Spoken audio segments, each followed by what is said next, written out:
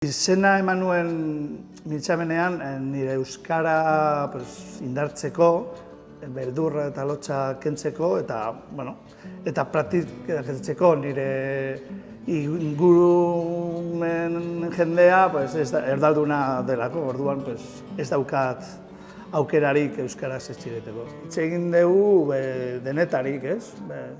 Badago sorta galdera batzuk eta bakoitzak bere iritzia eta bere esperientzia ematen du.